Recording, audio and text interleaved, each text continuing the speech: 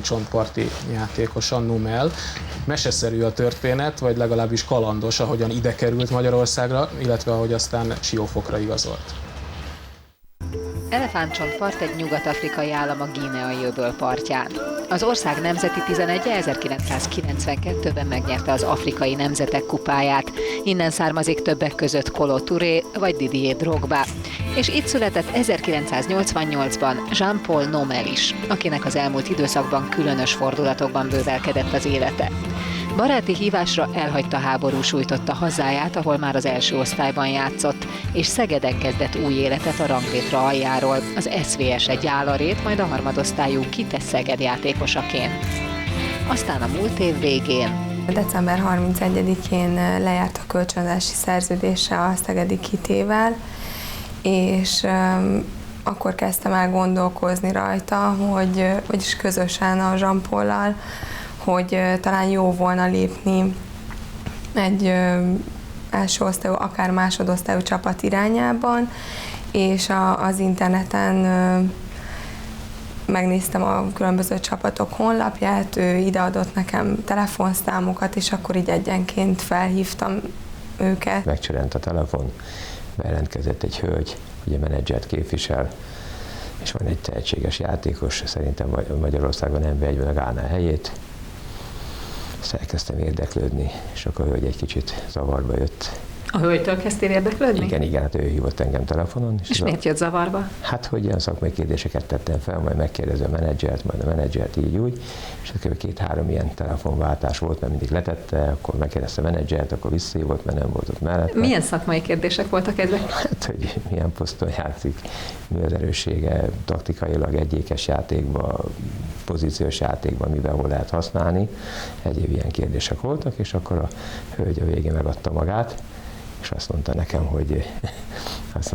hogy hát akkor elmondja az igazságot, mondom, azt mindig díjazom, valaki őszinte és igazat mond, hogy tulajdonképpen ő a kedves ennek a játékosnak, és szeretne a játékosnak a helyzetén segíteni, mert ő szerintem NB1-be tudna játszani, és Szegeden erre kevés lehetőség van, illetve Szegeden nem úgy bánnak vele, hogy emberi körülmények között lenne, és ezen is szeretne javítani. Mert meglepődtem, és mondom, akkor hát valami anyagot, vagy valamit lehetne róla látni, mert most szünet van a bajnokságban, sehol nem lehet. És mondta, igen, föltesz a YouTube-ra egy anyagot róla, és hát nézzem meg, és utána. Fel kellett készülnöm szakszavakból, illetve most már én is követem az eseményeket, és megnézem a meccseket, illetve kijárok a futballmeccsekre. Mindenképpen támogatni fogom, tehát a háttérben azért mindig mellette szeretnék állni, de nem igazán török menedzseri babérokra. Mennyire szokatlan ez a történet, hogy egy labdarúgót, aki egyébként 23 éves, Magyarországon így fedezzenek fel, amikor ő Elefántcsontpartról származik? Számomra egyedi a történet, ilyen szempontból főleg az egyedi, mert egy hölgy éppen a kedves ajánlotta, tehát nem a menedzser és nem egy edző kolléga vagy egy szakmabeli, tehát ez teljesen egyedülálló dolog, így nem is nagyon szoktunk mi így igazolni. Nem, mivel amit láttam a felvételeken rajta, és utána azt másnap láttam az edzésen, hogy milyen fizikai ereje van neki, milyen gyorsasága, dinamikája, akkor azt mondtam, hogy ez megér egy misét. Jean-Paul, hogy került ide Magyarországra?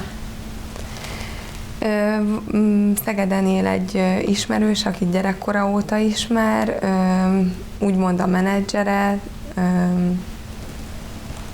ő hívta ide egy átmeneti megoldásként, és itt ragadt. És hogy élt itt Magyarországon addig, amíg a Siófokhoz nem került?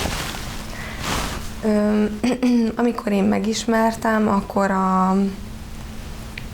a menedzserénél, illetve a szegedi SVS sporttelepen élt, majd később hozzám költözött. Elmesélte neked azt, hogy élte meg, hogy ő Elefántcsontparton egy első osztályú csapatban játszott, aztán idejött Magyarországra, ahol gyakorlatilag először nem tudott játszani, aztán pedig egy harmadosztályú csapatnál játszott? Igazából én őt nagyon erős embernek ismerem, szóval nem igazán szokott panaszkodni semmire, viszont azért én már azóta ismerem annyira, hogy tudom, hogy azért viszontagságos volt az útja, és nagyon sok helyzetben magára volt utalva. Szóval senkire nem igazán számíthatott. Nem így Siófokon, ahol csapattársa Kecskés Tamás vette a szárnyai alá. Segít nekem eljutni edzésre. Ő volt az első ember, akivel ebben a csapatban megismerkedtem, és kapcsolatba kerültem. Mindketten itt laktok ebben a hotelben? Igen, ő a felső szinten, én pedig lent. Együtt mentek edzésre minden nap? Igen, mindig megbeszéljük, hogy 7:30, 8:30-kor találkozunk, mikor hány órára kell menni, és hát általában késik, de általában megbocsátom neki. Esténként lent szoktunk lenni 5-6-an, ő általában számítógépezik, mi pedig tévézünk, elütjük közösen az időt. Leszoktunk jönni ide. Itt van velünk a hotel tulajdonosa is, és beszélgetünk. Többek közt az edzésről is. Nagy váltás volt, tehát meg kellett szokni egyrészt ugye az itteni időjárást, másrészt az ételeket, az emberek mentalitását, tehát mindenben alkalmazkodnia kellett. Te szoktál neki főzni magyar ételeket? Természetesen mindig. Van kedvence? Nem is tudom. Talán tyúkos leves a kedvence.